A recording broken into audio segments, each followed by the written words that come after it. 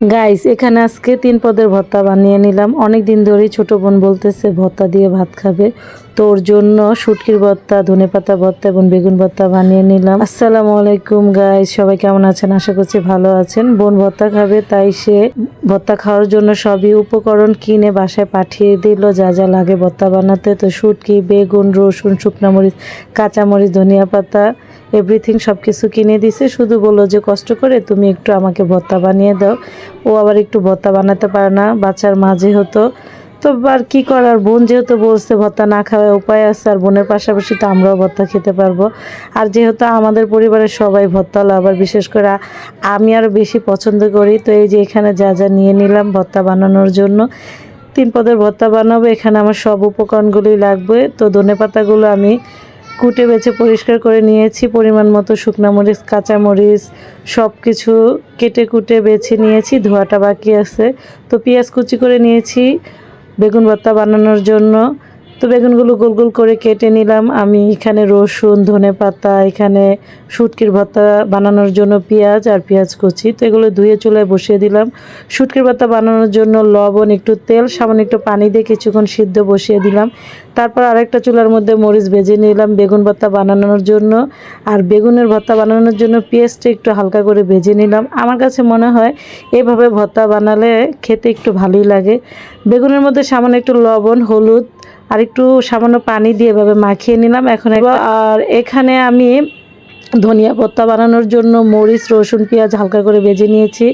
তো শুটকিগুলো দিয়ে দিলাম। আমার এগুলো ভাজা হওয়ার পরে তো কড়ার মধ্যে আমি একটা একটা করে বেগুন দিয়ে দিচ্ছি। আর আমরা কম বেশি সবাই জানি বেগুন ভাজতে তেল একটু বেশি লাগে, তাই ঢাকনা দিয়ে ঢেকে চুলার আঁচ কমিয়ে ভাজবেন, তাহলে অল্প তেলে বেগুনটা ভেজে নিতে পারবেন।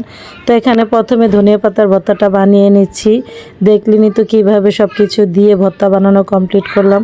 এখন যেটা বানাবো শুটকির ভর্তা, তো শুটকির উপকরণগুলো দিয়ে দিলাম। সামান্য ধনেপাতা আর পেঁয়াজটা কাঁচা দিয়েছি, যাতে খাওয়ার সময় দাঁতে কামড় পড়লে ভালো লাগে।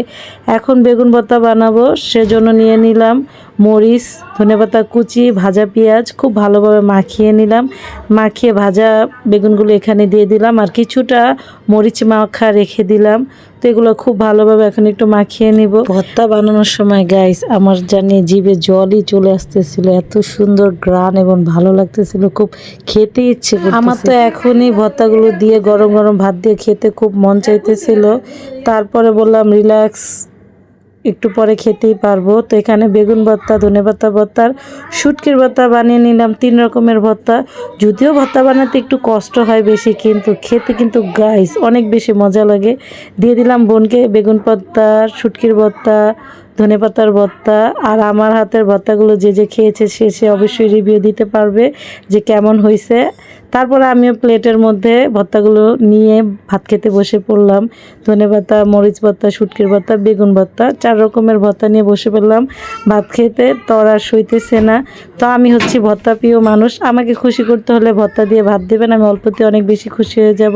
তো ভর্তা বানানো আইটেমগুলো কেমন লাগছে এবং কিভাবে ভর্তা বানালাম, এভাবে ফলো করে যদি আপনিও বাসায় ভর্তা বানান, তাহলে অনায়াসে 2-3 প্লেট ভাত খেতে পারবেন। রেসিপিটি ফলো করে আপনিও বাসায় মজার মজার ভর্তা বানিয়ে পেট ভরে ভাত খেতে পারবেন। আর ভিডিওটি ভালো লেগে থাকলে অবশ্যই লাইক, কমেন্ট এবং শেয়ার করতে কিন্তু ভুলবেন না। আজকের মতো এখানে বিদায় নিচ্ছি। আল্লাহ হাফেজ। Thank you for watching my video.